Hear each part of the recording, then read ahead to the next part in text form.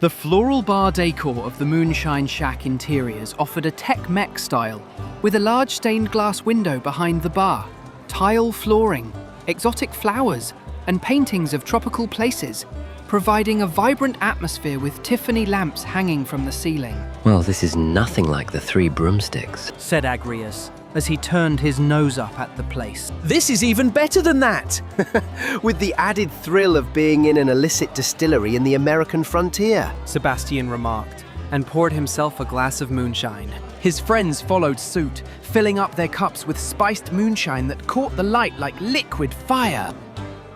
Let's get a table near the stage and wait for the girls, suggested Ominous, poised to find a seat without the need of a wand, since the first task taught him how to daydream in a way that a presence could be felt. I'm getting folksy vibes. Very glad we're here, said Gareth as he sat down and had a look at a grizzled old-timer with a banjo, a refined lady at the piano, a chirpy fiddler girl, and a black American young man with a washboard equipped with 2 spoons and a harmonica.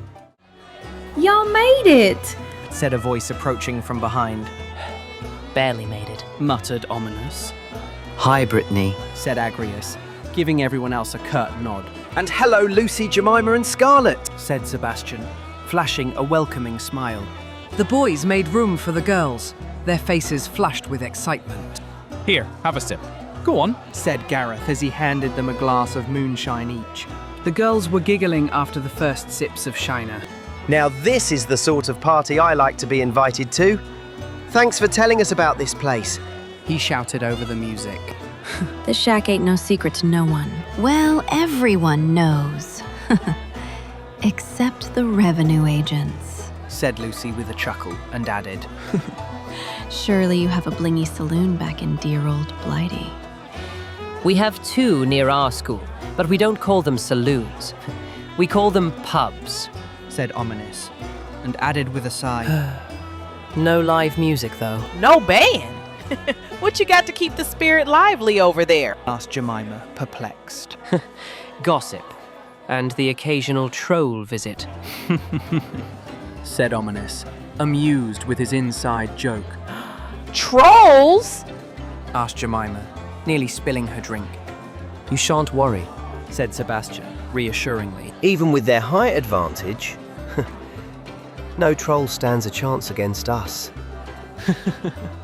Scarlet stated in between giggles. Bit ominous, trolls the trolls. I don't need to try that hard, darling. Said Ominous while doing a diva wave hand gesture. Damn right! You really look amazing. Stated Jemima, who couldn't help but say it. and we all know I look amazing. Said Gareth jokingly. Agrius raised his glass in a toast. To new friends and strong spirits. Bottoms up. Cheers! Here's to you! Cheers. Cheers! Buck up. Good health. Cheers. Best of luck to you. Good wishes and clinking glasses got everyone into the groove as the music swelled with a hypnotizing rhythm.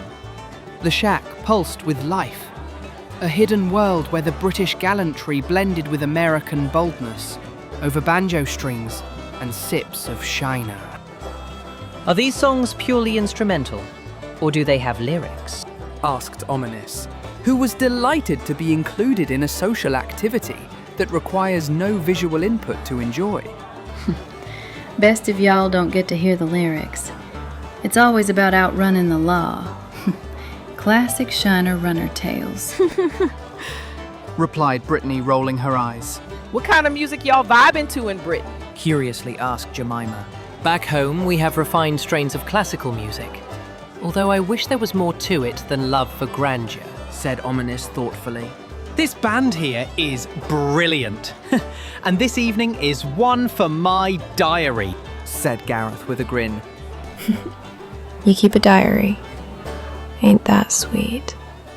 I keep one too, said Scarlet, shifting her attention from Ominous to Gareth. So do I, said Sebastian proudly. That precious notebook of yours with dark magic nonsense scribbled across its pages is not a diary, Sebastian. Said Ominous, in between a chuckle and a sigh. I've got a field guide. might not be a diary, but it helps me write down my thoughts and track progress. Said Agrius, bragging a bit. You know, I never thought I'd actually say this, but I'm starting to feel twinges of nostalgia for Hogwarts, said Ominous, feeling homesick. Sebastian rolled his eyes and said, We only just got here. Bless your heart, Ominous. Moon pie. I'll make sure you enjoy this shindig.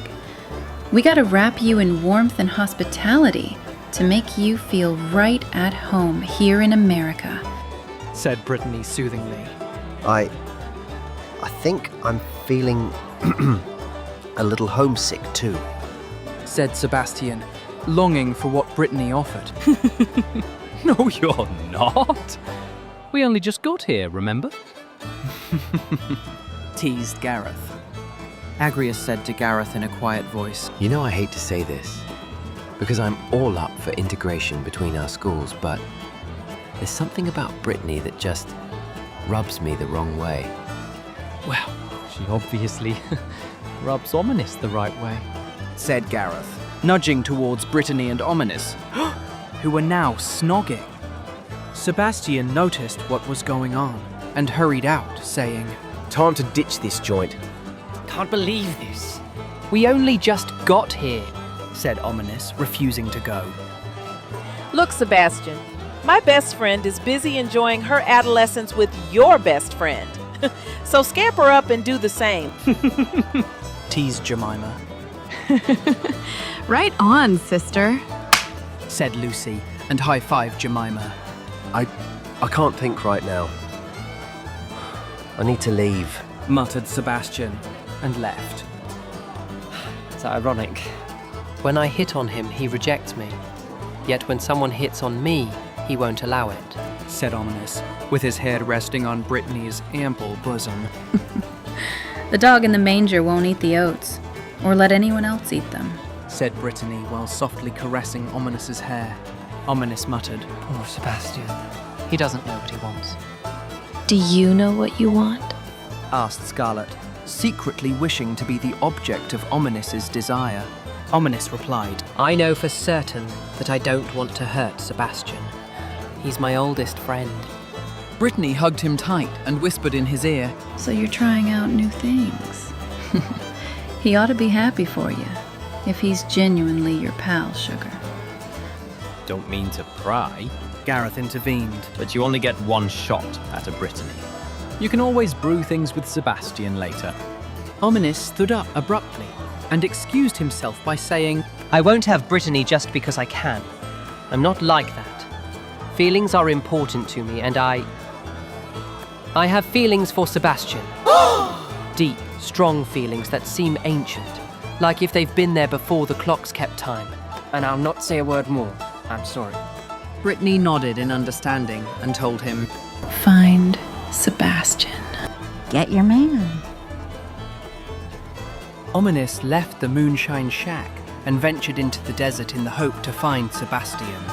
He was certain that Sebastian would be at Rio Grande, given the fact that growing up, they played happily by the riverbank every summer at Feldcroft. Best be off. Said Gareth after Ominous was gone. Oh, please don't go.